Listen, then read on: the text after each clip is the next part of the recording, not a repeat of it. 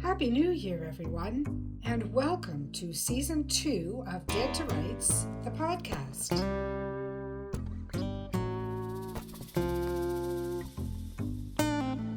I'm your host, Donna Carrick.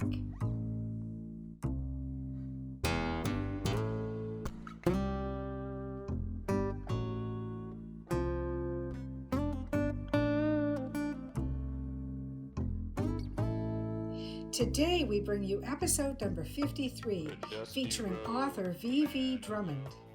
Vivi is the author of In Extremis, a thriller published by Ecstasy Books in June of 2018. And Vivi is speaking to us all the way from sunny Costa Rica, so that's a little exotic tidbit for our listeners to know as well.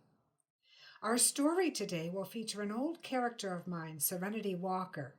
I've never published Serenity, Rennie to her friends, but one of my goals for 2019 is to drag out the 3 old unpublished manuscripts and clean them up for public consumption. So this is just an introduction to Rennie, if you will. The story is titled The Right Light. Well, it's a new year and time for a quick review of 2018. All of us here at Carrick Publishing and Shay Carrick had a good year, no serious complaints. Goals were set and met, and fun was certainly had throughout the year. I hope the same was true for you, our listeners, though we know there are always struggles to be dealt with. Tammy and I implemented a gym/swim routine in the last half of 2018, and we're loving it. So that's one health goal met. At least 5 or 6 times weekly, we head out first thing in the ungodly morning hours, and she works in the gym while I take the plunge for my morning swim. It's definitely helpful in the energy department, though at the end of the day I can hardly stay awake for our shows.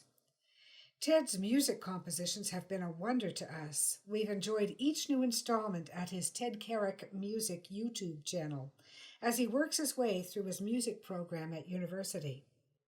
Alex still works too hard, but I suspect he likes doing that. As most of you know, he is a leading economist in the North American construction industry, and the past few years have really offered a lot of material for research and analysis. You can also buy his light-hearted books and ebooks at all major online retailers. Look for the Scoops series under Alec Carrick. Our oldest son, Thomas, and his fiancée, Holly, had some fabulous travels to the UK and Europe in 2018, broadening their horizons and establishing their contacts for her future career as a musicologist. And, as they used to say, that's all the news that's fit to print in the Carrick journals. So now we're delighted to introduce you to author Vivi Drummond. Vivi is the pseudonym of a published Canadian author, someone who does not want personal recognition to detract from the disturbing examination of how ordinary people sometimes make bad moral decisions in their busy lives and the price they have to pay for doing so. Let it rot. Vivi, can you tell us where you're located? Right now, I'm located in Costa Rica, where I spent the winter writing. Oh, very good. That's really, really exotic locale, eh? And does that tie in at all to your work?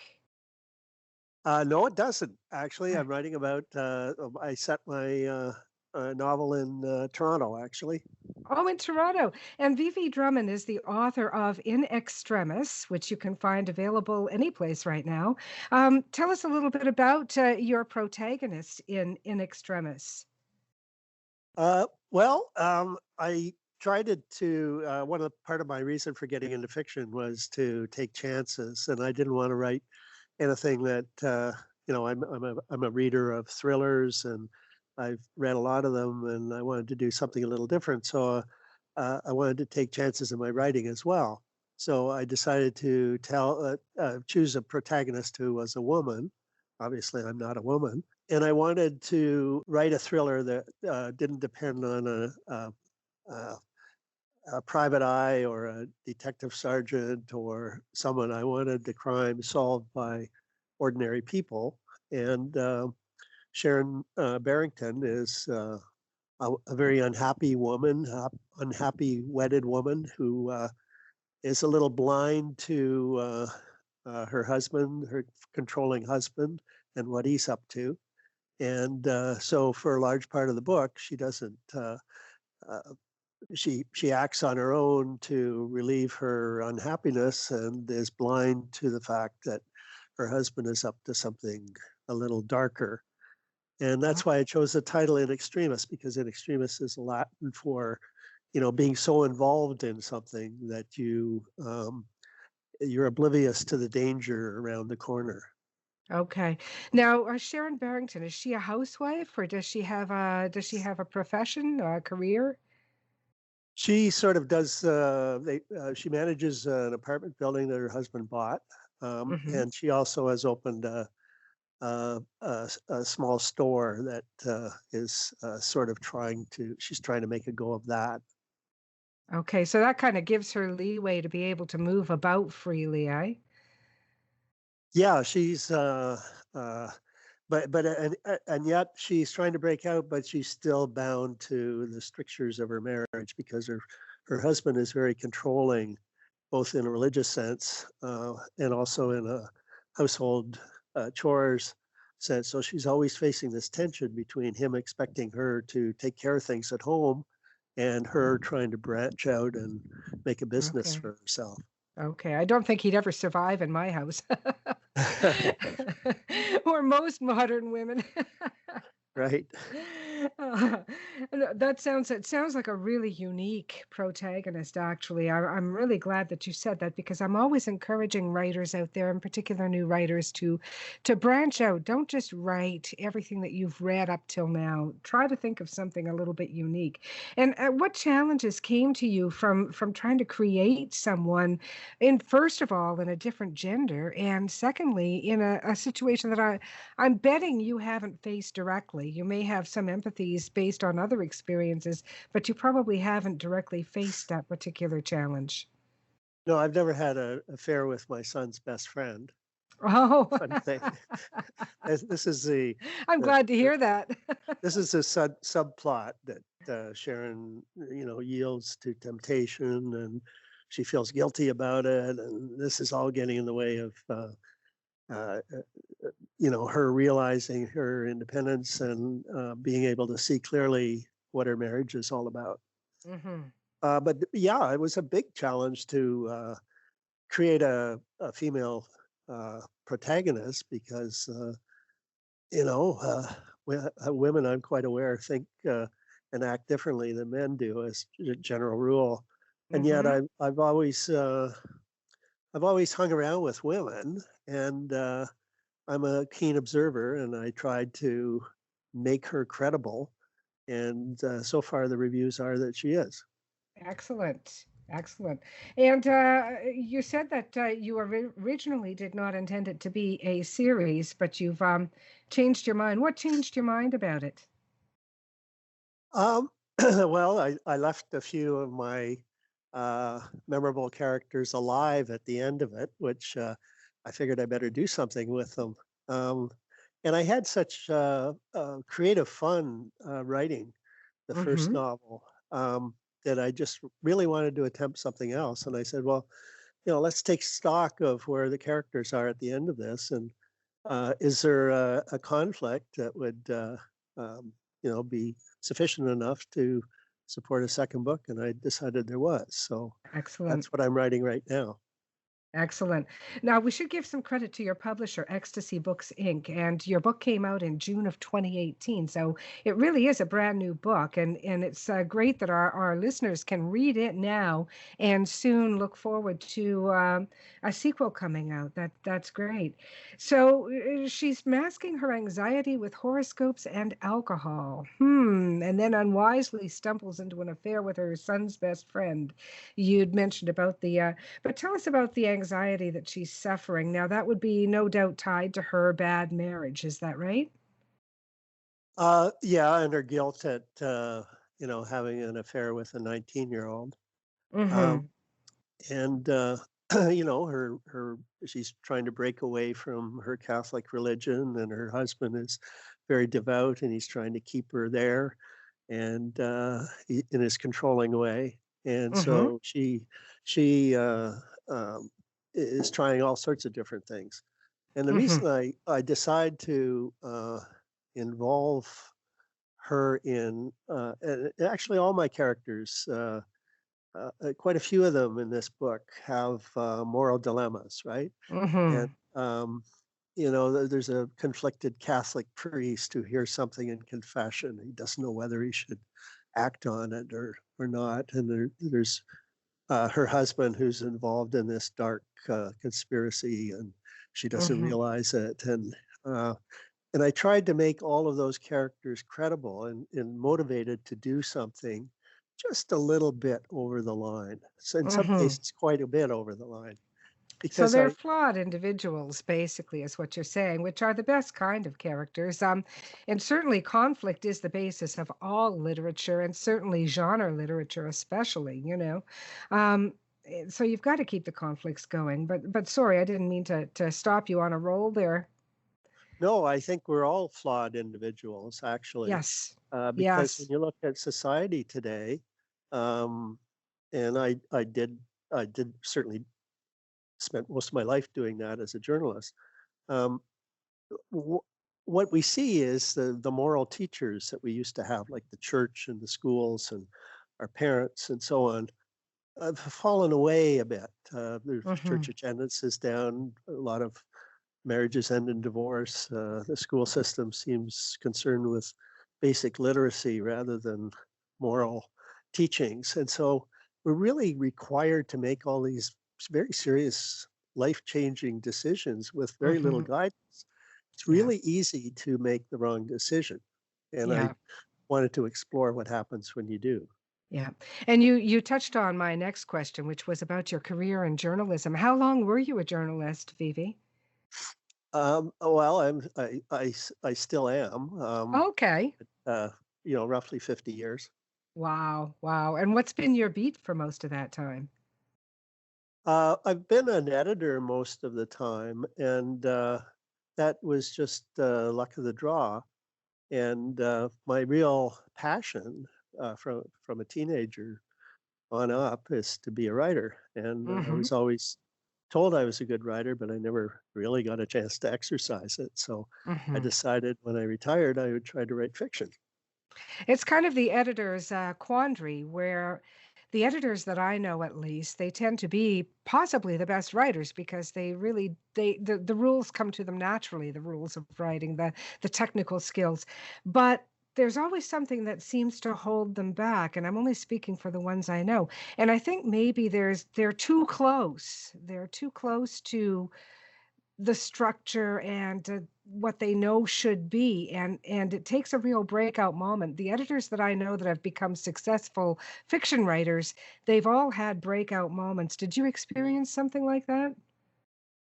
Um, I think, well, obviously, when w- I had to learn about fiction, I knew nothing about fiction. So I took a couple of courses and read a couple of books and so on, and jotted down ideas to try to get in the frame. And it was surprisingly easy to start once I'd done that because Hmm. I did it all wrong, of course. I just started writing, right? Uh-huh. Um, and actually, what I did first was fleshed out the characters because Hmm. I knew ultimately that the characters, if I was spending as long as I thought I would on this, would hopefully speak to me and guide me. I had no Hmm. idea where the story was going. I just wanted to explore these moral dilemmas, and so it took me. I could only write it here in Costa Rica, so it took me 3 winters to write Hmm. it. And surprisingly, I was told, I'd read all sorts of stuff about writer's block and what you do about Hmm. it. So, and I never once experienced that. That's Um, good. if I, and that was, I guess, part of my editor's training that you just keep plodding, And Hmm. the beautiful thing about fiction is if something doesn't work, and as an editor, if something doesn't work. Hmm. In fiction, all you do is make up something different, and Yes. in journalism, you have to go and re-report the story. Hmm. So, Hmm. Yeah, that's very true. You just make something different up and you keep going. And I mean, there are pantser writers and there are plotter writers. And I really love work that is character driven. And so I can go either way on the pantsing or plotting. But I am a big advocate of story trees at the very least, if you can't do an outline, only because a story tree will motivate you in the tough times, you know? It's Yeah. not cast in stone. You can always change it. Yeah, and I think what I decided was my main plot, which is a conspiracy to cleanse the justice system. Um, a group of lawyers, I hang around with lawyers, and I often hear them, uh, complaining about the justice system and what should be done about it, and all of the problems and so on.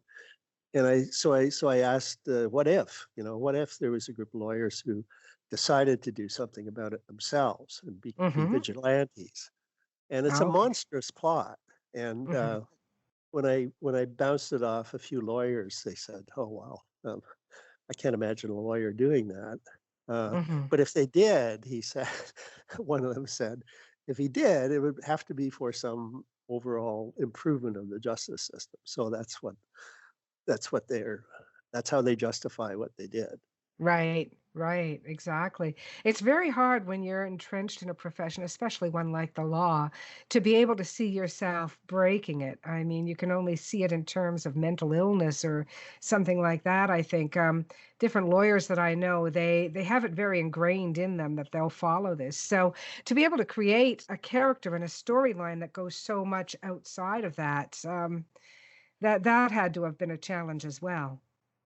Yeah, and I had to make their choice credible, even though it's an Yeah. evil choice. Yeah, it But couldn't just be he they woke up and he was dreaming, right?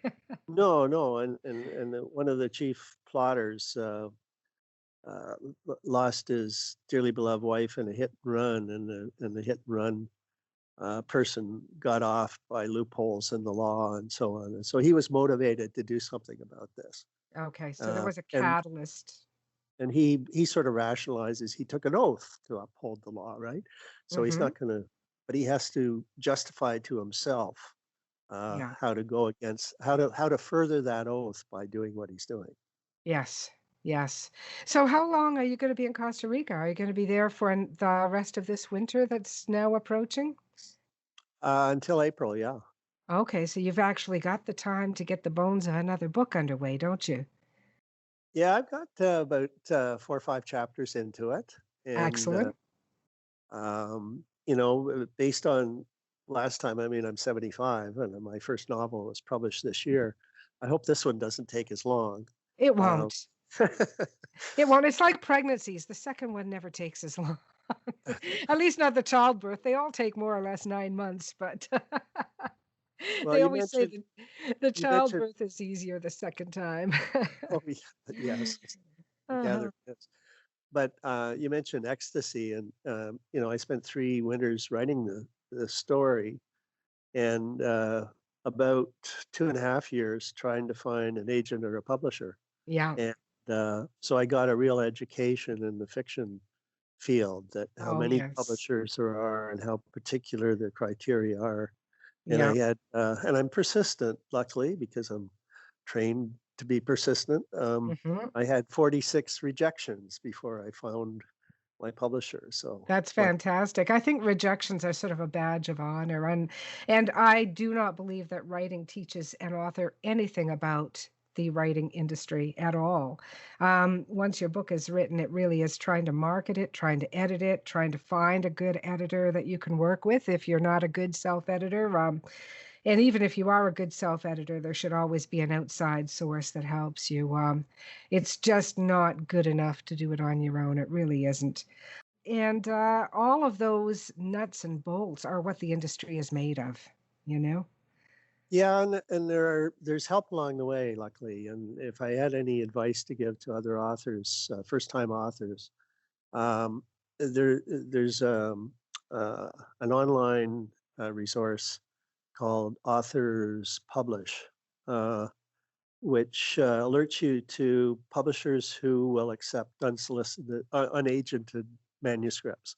Mhm. Uh, and sometimes you know it's major publishers who have an imprint that temporarily is allowing unagented um, submissions, and Mm-hmm. you just would not have any other way of knowing about that otherwise. So Yeah. free Yeah. to join, and the other is I sort of had a what I describe as a writerly um, inspiration, a rainmaker, I guess, and she does manuscript evaluations and courses. She gives quite a lot of talks about writing and plot making and so on. Barbara Kyle, um, Mm-hmm.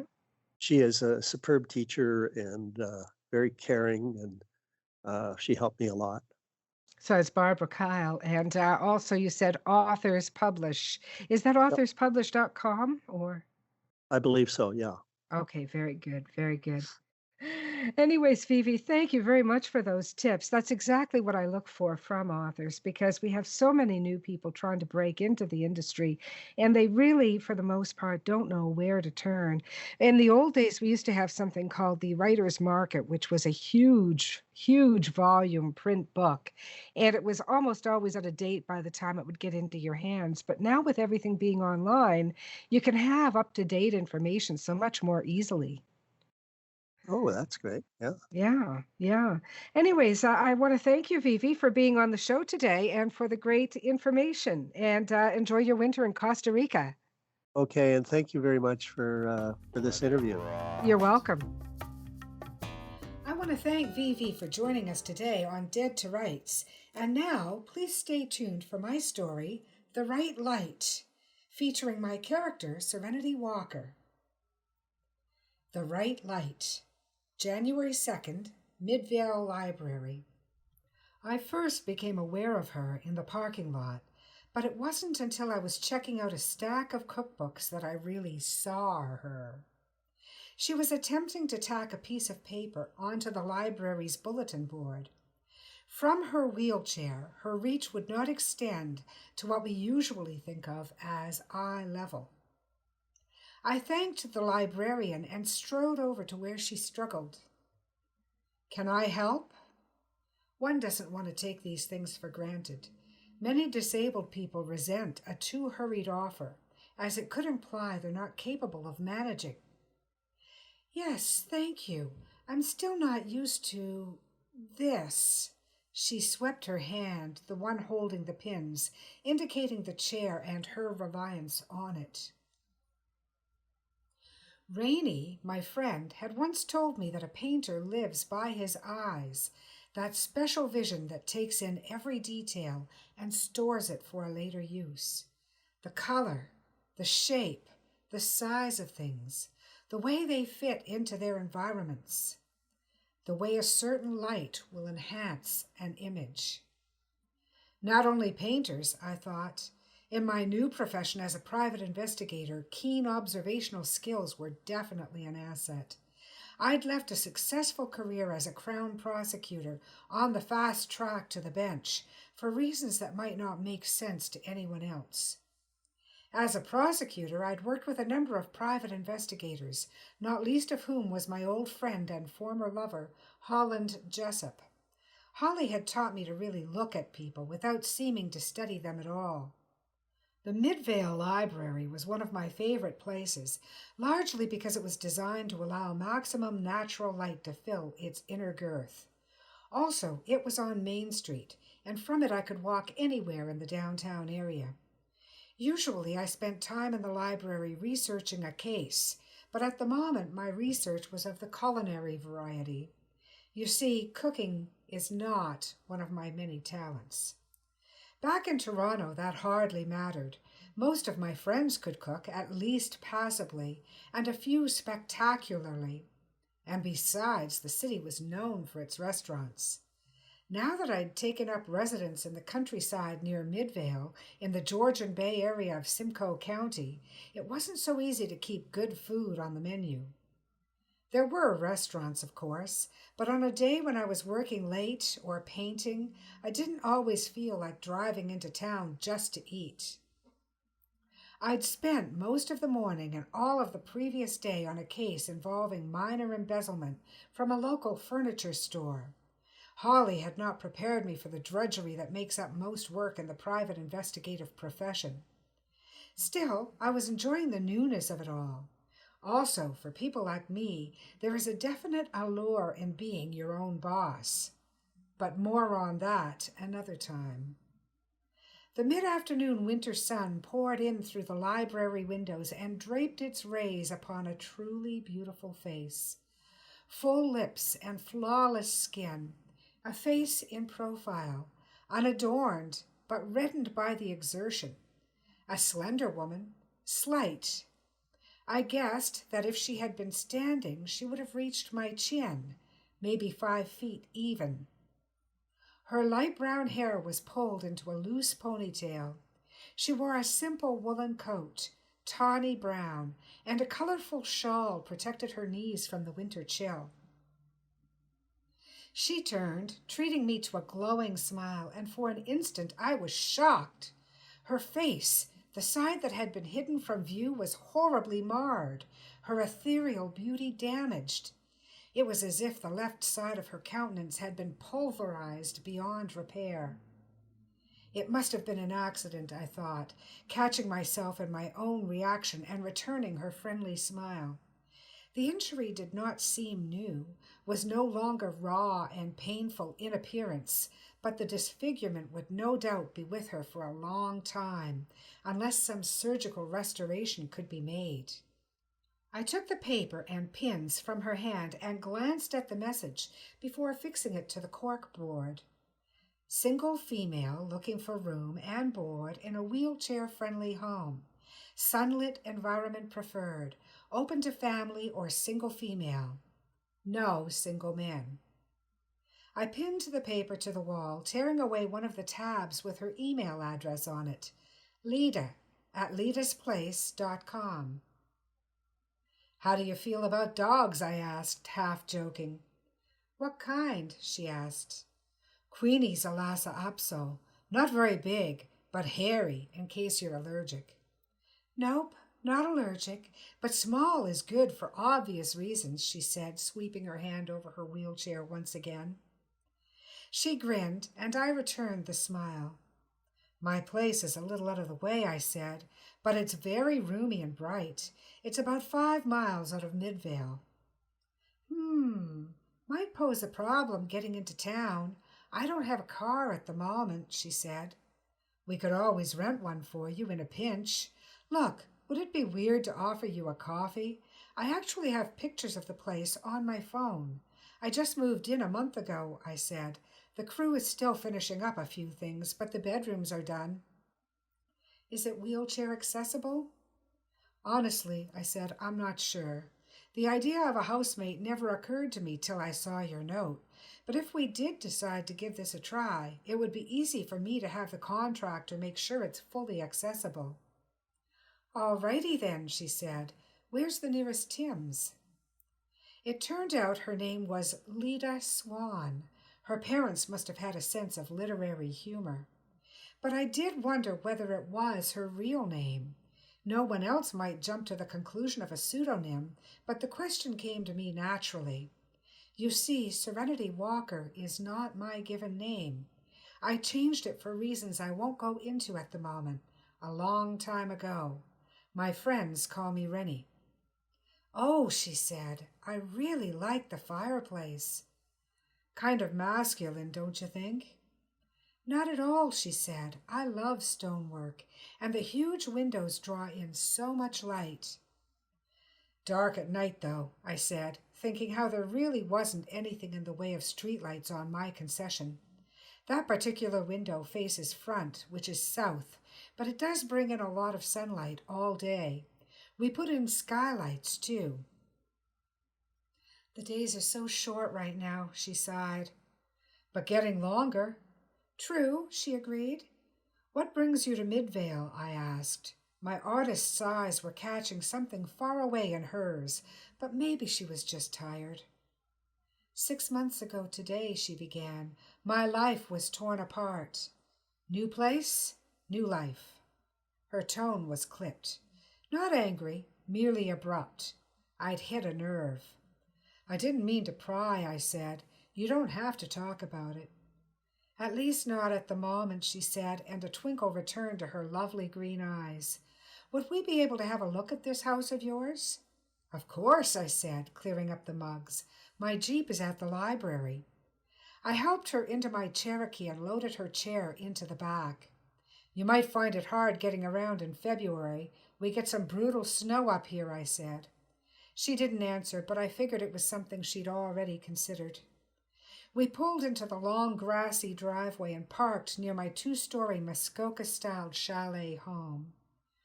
Ooh la la, she said. That's a lovely design. An old friend created it. He runs a Toronto architectural firm. It's original, I said, aware that I was guilty of boasting. I nodded at Charlie, one of the workmen who worked for my contractor. In the spring, they'll pave the driveway, I said. That'll make it easier to access. I unfolded her chair and placed it near the passenger door on the frozen grass. She hesitated, turning a worried look my way. I'm not working yet, she said. How much are you asking for rent? Honestly, I haven't given it a thought. Why don't you join me for the tour first? Then I can make us lunch and we'll talk about it. She treated me to an odd smile that caught me off guard. Despite the Scottish roots of her name, Swan, I thought she must carry a long line of Irish. It was there in the emerald depth of her eyes, the feminine cut of her chin, the long ivory neck. But most of all, it revealed itself in the devilish smile that belied her pain, her disability, and the horror that still lived on the left side of her face. There was something about that smile. It was contagious. I couldn't help but chuckle when she said, What the hell? We're here. Let's have a look around. I pushed her chair over the frozen lawn and up the stoop to the doorway. Once we were inside, though, she took over. The chair had a motor, but in small quarters I imagined it was easier for her to operate it manually. She guided it through the foyer to the right, where the hall opened onto my huge living room. Surrounded on one side by a high-ceilinged stone wall, into which was set a large gas fireplace. The second wall featured a 2-story picture window, special glazing to keep out the nasty Canadian winter. The third side led to the foyer, where we now paused as she took in the room. I admit to a certain amount of pride as she studied her surroundings. I'd worked closely with Gunter, my architect friend, to make sure my new home was both beautiful and functional. The fourth side of the room was marked by a cutaway ceiling with a loft hallway leading into 3 rooms. My own bedroom was open on the left, and the large guest room was next to it, but that door was closed. I guessed she would like it. The third room was, of course, a full bath, but you wouldn't be able to tell at the moment as that door was also closed. My studio was at the front of the house on the other side of the foyer. If we had turned left instead of right, we would have entered another open area where my easel stood near another 2-story picture window. Of course, given our short winter days, the light was augmented by special lamps to mimic natural light. The right light is critical for an artist. Rainey produced his masterpieces in a converted warehouse apartment on King Street. As apartments go, it wasn't the worst I'd seen, but he loved it for its Gothic windows and the light they invited into his studio. How would I get upstairs? Lita asked. Well, as luck would have it, I grinned, knowing I was about to give her a surprise. We have a built-in lift. I led her back into the foyer and to my studio. As a fun feature and to help me move canvases up and down stairs, Gunter had added an old-style elevator lift between the studio and my kitchen. Oh my God, these are amazing! My heart skipped a beat when she rolled her chair toward my work in progress. Like any artist, my first instinct is to protect my babies. That's still wet, I said, warning her not to touch it. Still, I couldn't help but feel gratified by the light in her eyes as she studied my winter wonderland in progress. In the old days, when I first learned to love the thrill of a new canvas, it was all about control for me. It was about seeing a scene or a face or anything and capturing it in minute detail, a photorealism that sent Rainey into exasperated sighs. Rennie, he would say, waving a brush in my face, it's perfect, simply perfect. But, I'd say, waiting for the criticism that I knew would follow. No, but, only that. It's perfect, but that's all it is. It needs to be less than perfect. It needs to be more than perfect. It needs to be you. I knew what he meant all right. One only needed to look at his crazy, wonderful works. Pick a piece, any piece, every single one a masterpiece. Every single one of them a reflection of the artist, of his joy, his pain, his struggle, and his rise. Everyone in the art world knew Rainey. They all knew his passion. But I knew the man, knew him and loved him with all the love that was in me to give. So now I no longer paint with the chiseled control of a compulsive perfectionist. Now I paint with joy. I paint with pain. I paint with love. And if I do say so myself, the work is pretty damn good. Serenity, Lita said, shattering my memory with a whisper. Yes? I think I want to live here. Okay, we'll work something out, but first let's ride in the lift. I'll show you your room. It's funny how these things go. I'd gone to the library to load up on cookbooks, part of my New Year's resolution to give up my champion status as world's worst cook. And I'd left the library with a new housemate, a friend. I didn't poison her with my poor attempt to make lunch. I figured it was safer to stick with sandwiches and canned soup. Lita Swan loved her new room. Maneuvering around the house was no hardship for her. The design was roomy and clean, and the lift, while being somewhat of a joke between Gunter and myself, ended up as being a godsend for Lita. The biggest problem was going to be the unfinished drive, which made moving around the acreage difficult in a chair. Oh, did I mention it was an acreage? My new house was built at the front of a former tree farm. We'd cleared about 5 acres for the house, and to reduce bugs and allow for a small garden. Another resolution, I've never had a green thumb. Of the remaining 60 acres, about 40 was filled with overgrown Scotch pine, and the back 20 was an old logging area, complete with beautiful trails where I'd already discovered a new love of hiking. The bugs were something to talk about. Even in the cleared area, they could get nasty in the springtime. But Lita said we'd cross that bridge when we came to it, and Greg, the main contractor, had already given me a few tips on how to reduce them. Basically, we'd have to make sure the area surrounding the house remained fully cleared. We'd left one oak and a couple of birch standing because they were, frankly, gorgeous. But other than that, Greg had hired a crew to clear-cut the area. Last spring, the bugs hadn't been too bad. The black flies had beat a retreat into the back 20. The horseflies had also retreated, leaving only dragonflies and butterflies in my new meadow. In the end, we agreed that Lita would move into my new house on Concession 4. She was looking for work in Midvale and would need a wheelchair-accessible vehicle.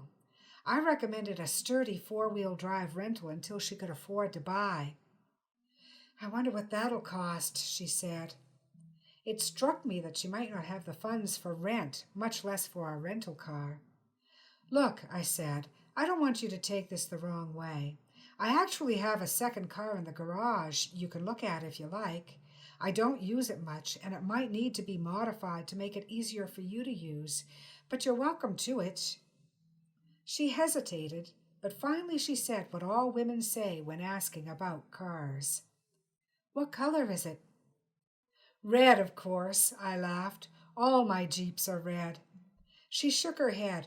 Really? You mean to tell me you have 2 red Jeeps? Well, it's like this. I drove my old baby nearly into the ground.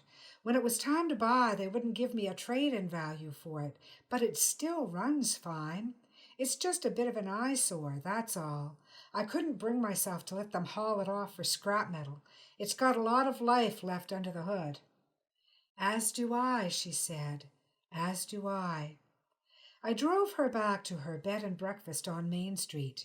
She was paid up till the end of the week and wanted to make some arrangements before actually moving in.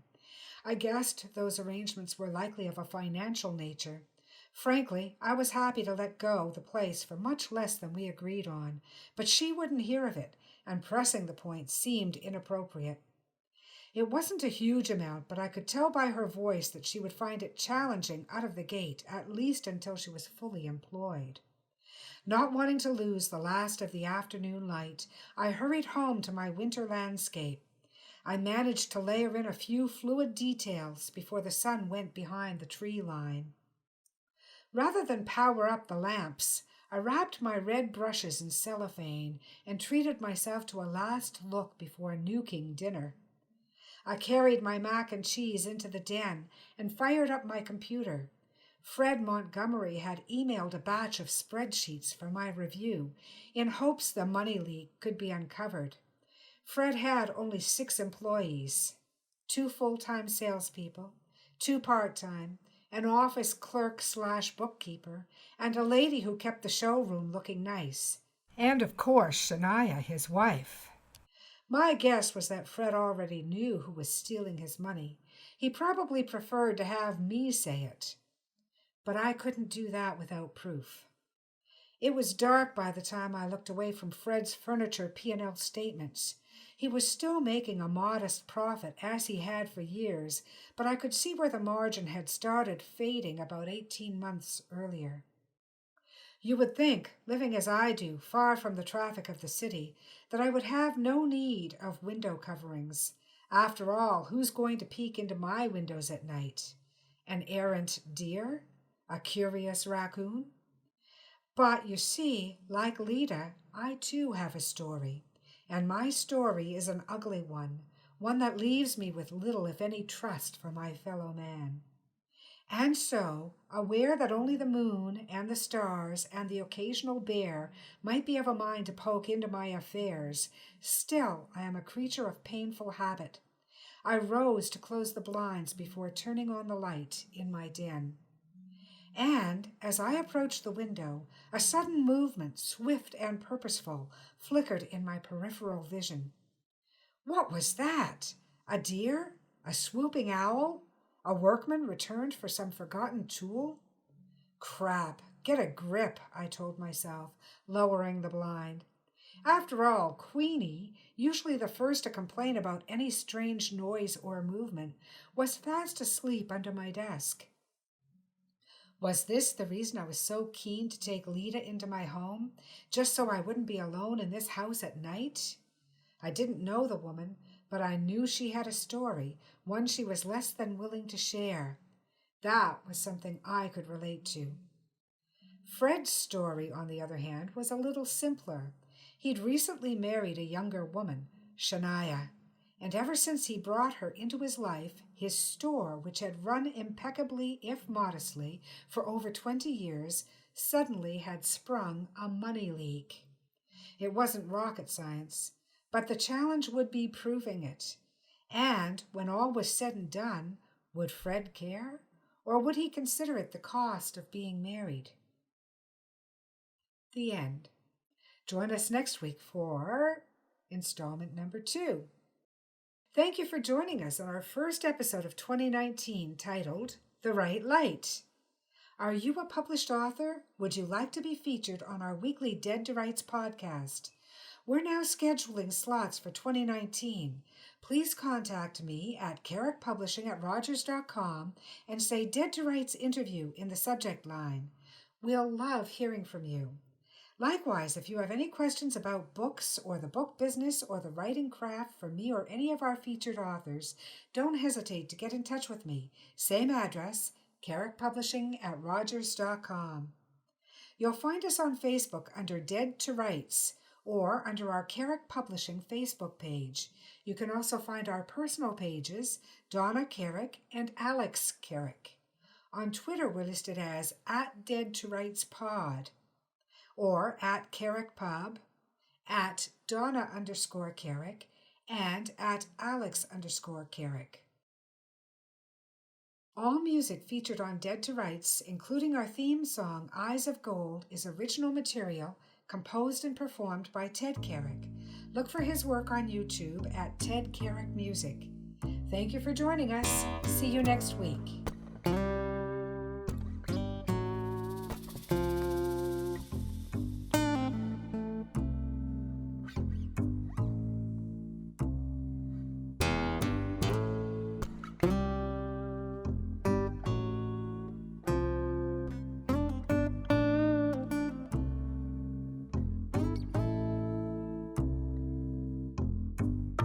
A dusty road, a man alone.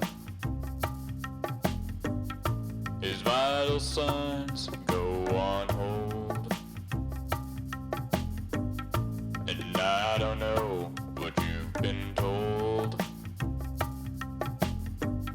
but the years have turned my eyes gold.